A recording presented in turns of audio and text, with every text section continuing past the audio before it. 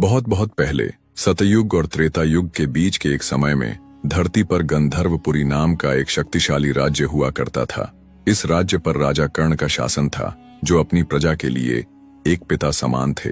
वे सिर्फ एक राजा नहीं बल्कि एक खोजी थे, जो सिर्फ अपने राज्य की सीमाओं को ही नहीं बल्कि संसार के हर रहस्य को जानना चाहते थे। एक बार राजा कर्ण घोड़े पर सवार हो शिकार के लिए निकल गए। बहुत समय तक इधर उधर शिकार करने के बाद भी उन्हें कुछ भी न मिला और वे एक घने और अपरिचित जंगल में जा पहुंचे। यह जंगल इतना घना था कि सूरज की रोशनी भी मुश्किल से जमीन तक पहुंच पाती थी। राजा कर्ण को वहां एक पुराने रहस्यमयी मंदिर के अवशेष मिले। वहां एक टूटी हुई मूर्ति के नीचे एक पत्थर चमक रहा था। यह एक साधारण पत्थर नहीं था बल्कि एक अद्भुत और दिव्य मणि थी, जिसे हमारे पौराणिक ग्रंथों और कहानियों में नागमणि कहा जाता है। यह हल्की नीली आभा से जगमगा रही थी। जैसे ही राजा कर्ण ने उसे हाथ में उठाया, उस नागमणि में एक अजीब सी स्पंदन महसूस हुई।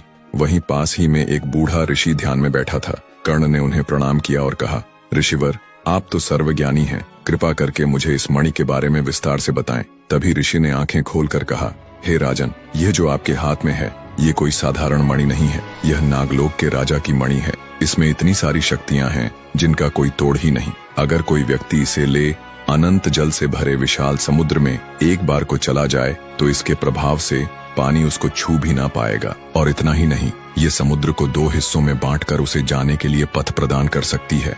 ये सुनकर राजा कर्ण का हृदय रोमांच से भर उठा। उन्होंने बिना ज्यादा विचार किए तुरंत समुद्र तट की ओर प्रस्थान किया और नागमणि को लेकर विशाल समुद्र के तट पर खड़े हुए तो उन्होंने मणि को अपने हृदय के पास रखा। उस मणि की शक्ति से समुद्र का अथाह पानी हिलने लगा। धीरे धीरे पानी 2 हिस्सों में बंटने लगा और बीच में एक अद्भुत मार्ग बन गया। राजा कर्ण को ये देखकर विश्वास ही नहीं हो पा रहा था कि समुद्र के नीचे भी ये सब हो सकता है। अब राजा कर्ण उस मार्ग पर चलते गए।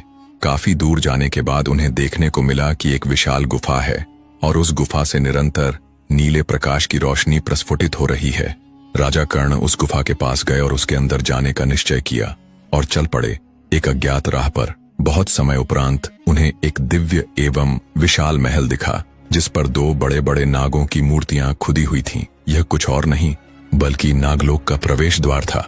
जैसे ही कर्ण ने उस महल के प्रवेश द्वार में कदम रखा, वे एक ऐसी दुनिया में पहुंच गए जो उनकी कल्पना से परे थी, जहां हर जगह हीरे, पन्ने और नीलम की चमक थी। महल और घर सब रत्नों से बने थे। इसी बीच राजा कर्ण की नजर एक अत्यंत सुंदर कन्या पर पड़ी, जो वहां के राजा नागराज की पुत्री थी और उसके चेहरे पर एक अलौकिक सौंदर्य। इससे आगे का पार्ट देखने के लिए चैनल को सब्सक्राइब करें और कमेंट में नेक्स्ट पार्ट